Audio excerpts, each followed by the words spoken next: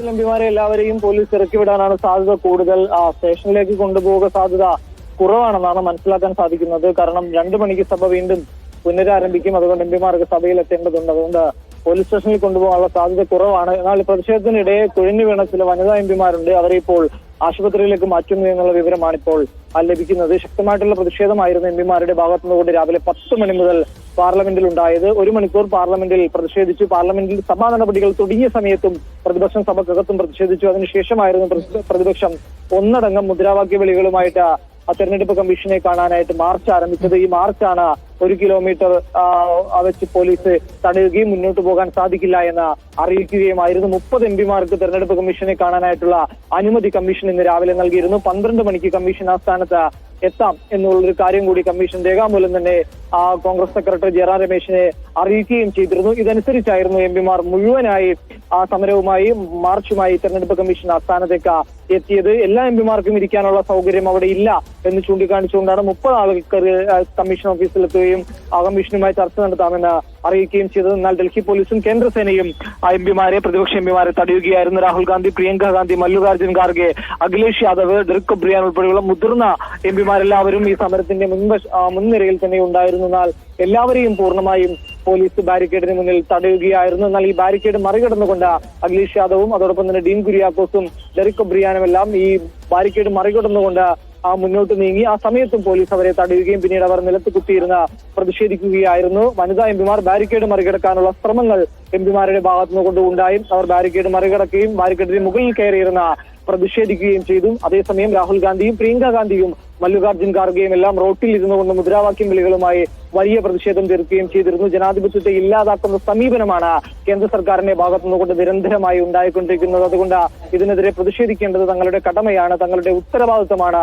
അതുകൊണ്ട് തങ്ങൾ ഇനിയും പ്രതിഷേധവുമായി മുന്നോട്ട് പോകും. ഡൽഹി പോലീസിന്റെ ഈ നടപടി ഒരു തരത്തിലും അംഗീകരിക്കാൻ സാധിക്കില്ല. ഇതിനെതിരെ പ്രതിഷേധമുണ്ടാവും. സഭയിൽ ഈ വിഷയം ഉയർത്തുമെന്ന് കൂടി പ്രതിപക്ഷ പാർട്ടികൾ അറിയിച്ചിട്ടുണ്ട്. കമ്മീഷനെ കാണാൻ അനുമതി ഉണ്ടായിട്ടും തങ്ങളെ എന്തിനാണ് നടുറോട്ടിൽ തടഞ്ഞു നിർത്തുകയും ഇത്തരത്തിൽ വനിതാ എംപിമാരെ ഉൾപ്പെടെ ആ റോഡിലൂടെ വലിച്ചിഴച്ചത് എന്ന കാര്യം കൂടി പ്രതിപക്ഷ സഭയിൽ ചോദിക്കുമെന്ന് കൂടി ഇപ്പോൾ അറിയിച്ചിട്ടുണ്ട്. എംപിമാരെ ബലം പ്രയോഗിച്ച് പോലീസ് വാഹനത്തിലേക്ക് കയറ്റുകയായിരുന്നു. നിങ്ങൾ എത്രയും വേഗം മടങ്ങിപ്പോകണം, ഇല്ലെങ്കിൽ തങ്ങളെ കസ്റ്റഡിയിലെടുക്കുമെന്ന് പോലീസ് ആദ്യഘട്ടത്തിൽ എംപിമാരോട് പറഞ്ഞിരുന്നു. എന്നാൽ ആ സമയം എംപിമാർ അത് മുഖവിലക്കെടുത്തില്ല. തങ്ങൾ കമ്മീഷനെ കണ്ടതിന് ശേഷം മാത്രമേ ഇവിടെ നിന്ന് പിരിഞ്ഞു പോവുകയുള്ളൂ എന്നുള്ള നിലപാടായിരുന്നു എടുത്തിരുന്നത്. ഇതിനെ തുടർന്നാണ് ഏകദേശം അരമണിക്കൂറോളം പ്രതിപക്ഷ എംപിമാർ റോഡിൽ കുത്തിയിരുന്ന് പ്രതിഷേധിച്ചു. പിന്നീടായിരുന്നു 4ഓളം പോലീസ് വാഹനത്തിൽ എല്ലാ എംപിമാരെയും പോലീസ് തിക്കി നിരക്കി അവരെ ഇവിടെ നിന്ന് മാറ്റിയത്. ഒരുപക്ഷെ സഭയിലേക്കായിരിക്കും കൊണ്ടുപോയിരിക്കുക. ഈ തിരക്കിനിടയിലാണ് വനിതാ എംപിമാർ കുഴഞ്ഞു വീണത്. അവരെ ഇപ്പോൾ ആശുപത്രിയിലേക്ക് മാറ്റിയിട്ടുണ്ടെന്നാണ് ലഭിക്കുന്ന വിവരങ്ങൾ. പ്രതിഷേധം വരും ദിവസങ്ങളിലും പ്രതിപക്ഷത്തിന്റെ ഭാഗത്തുനിന്നുകൊണ്ട് ഉണ്ടാകും. കാരണം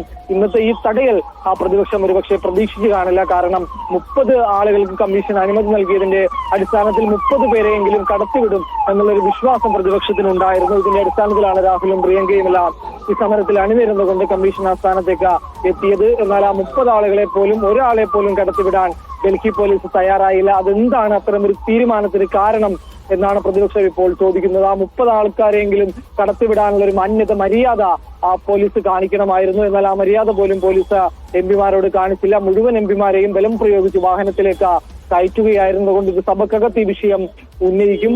പോലീസിന്റെ ഈ നടപടി ഒരു തരത്തിലും അംഗീകരിക്കാൻ സാധിക്കില്ല എന്നാണ് എംപിമാർ ഇപ്പോൾ പറയുന്നത്. 2 മണിക്കാണ് സഭ ഇനി രാജ്യസഭയും ലോക്സഭയും പ്രതിപക്ഷ ബഹളത്തെ തുടർന്നായിരുന്നു 2 മണിവരെ പിരിഞ്ഞത്. ഇനിയിപ്പോൾ 2 മണിക്ക് സഭ പുനരാരംഭിക്കുമ്പോൾ വീണ്ടും സഭക്കകത്ത് വലിയ പ്രതിഷേധം ഉയർത്താൻ തന്നെയാണ് പ്രതിപക്ഷം തീരുമാനിച്ചിരിക്കുന്നത്.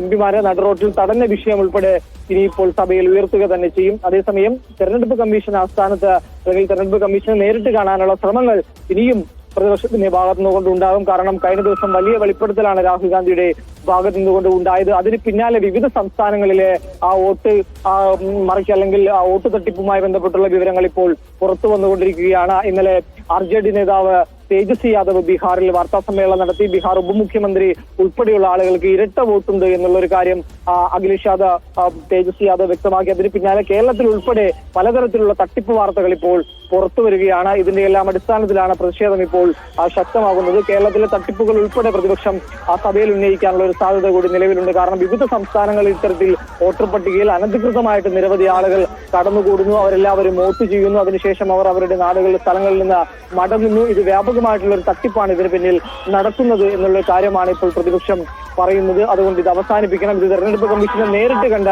അവരുമായി വിഷയം ചർച്ച ചെയ്ത് അവരെ ബോധ്യപ്പെടുത്തി ഇത് അവസാനിപ്പിക്കണം. ഇനിയും തെരഞ്ഞെടുപ്പുകൾ വരാനിരിക്കുന്നു. ബീഹാർ നിയമസഭാ തെരഞ്ഞെടുപ്പ് ഉൾപ്പെടെ വരാനിരിക്കുന്ന സാഹചര്യത്തിൽ തട്ടിപ്പുകൾ ഇനിയും നടക്കാനുള്ള സാധ്യതയുണ്ട്. അതുകൊണ്ട് ഇതിനെ മുളയിലെ നുള്ളുക, അതിനെ ഇല്ലാതാക്കുക എന്നുള്ളതാണ് പ്രതിപക്ഷം ഇപ്പോൾ ലക്ഷ്യം വെക്കുന്നത്. എന്നാൽ തെരഞ്ഞെടുപ്പ് കമ്മീഷനെ കാണാനുള്ള ഒരു സമയം അല്ലെങ്കിൽ കമ്മീഷനുമായി ചർച്ച ചെയ്യാനുള്ള ഒരു അനുവാദം പോലും ഡൽഹി പോലീസ് നൽകിയില്ല എന്നുള്ളതാണ് നമ്മൾ മനസ്സിലാക്കേണ്ടത്. പൂർണ്ണമായി എല്ലാ എംപിമാരെയും 1 കിലോമീറ്റർ മുൻപ് വെച്ച് പോലീസ് തടയുകയായിരുന്നു. പോലീസും കേന്ദ്രസേനയും എംപിമാരെ പൂർണ്ണമായും തടഞ്ഞ് പോലീസിന്റെ ബാരിക്കേഡുകൾ മറികടന്ന കമ്മീഷൻ ആസ്ഥാനത്തേക്ക് പോകാനായിട്ട് അഖിലേഷ് യാദവും ഡീൻ കുര്യാക്കോസും ഡെറിക് ഒബ്രിയാനുമെല്ലാം ശ്രമം നടത്തിയിരുന്നു. അവർ ബാരിക്കേഡ് ചാടിക്കടന്നിരുന്നു. എന്നാൽ അവരെയും പോലീസ് ഇപ്പുറത്ത് വെച്ച് തടയുകയാണ് ഉണ്ടായത്. അരമണിക്കൂറിലധികം എംപിമാർ റോഡിൽ കുത്തിയിരുന്ന് വലിയ പ്രതിഷേധം തീർത്തു. എന്നിട്ട് പോലും പോലീസ് അവരെ കടത്തിവിട്ടില്ല. തുടർന്ന് രാഹുൽ ഗാന്ധിയും പ്രിയങ്ക ഗാന്ധിയും ഉൾപ്പെടെയുള്ള നേതാക്കൾ പോലീസ് വാഹനത്തിൽ അവരെ ബലം പ്രയോഗിച്ച് പോലീസ് വാഹനത്തിൽ കയറ്റി അവരെ ഇപ്പോൾ ഈ പ്രതിഷേധ സ്ഥലത്ത് നിന്നും പോലീസ് പൂർണ്ണമായും നീക്കം ചെയ്തിരിക്കുകയാണ്. എന്തായാലും പ്രതിഷേധിക്കുന്ന എംപിമാരെയും പ്രമുഖ നേതാക്കളെയും ഒക്കെ പോലീസ് അവിടെ നിന്ന് നീക്കിയിരിക്കുകയാണ്. ഇനി 2 മണിക്ക് പാർലമെന്റ് സമ്മേളനം തുടങ്ങും. അപ്പോൾ ആ സമയത്തേക്ക് ഇവരെ അറസ്റ്റ് ചെയ്ത മറ്റ് നടപടികളിലേക്കൊന്നും പോലീസ് കടക്കുന്നില്ല തുടങ്ങിയ വിവരങ്ങൾ കൂടിയാണ് ലഭിക്കുന്നത്. എന്തായാലും ശക്തമായ പ്രക്ഷോഭത്തിന് തുടക്കം കുറിച്ചിരിക്കുകയാണ് ഇന്ത്യ സഖ്യം. രാജ്യവ്യാപകമായി നടക്കുന്ന വോട്ട് കൊള്ള അത് ജനങ്ങളിലേക്ക് എത്തിക്കുമെന്നും അതിനെതിരെ നടപടിയെടുക്കണമെന്നും ആവശ്യപ്പെട്ടാണ് ഇപ്പോൾ പ്രതിഷേധ സമരങ്ങൾ തുടങ്ങി വച്ചിരിക്കുന്നത്.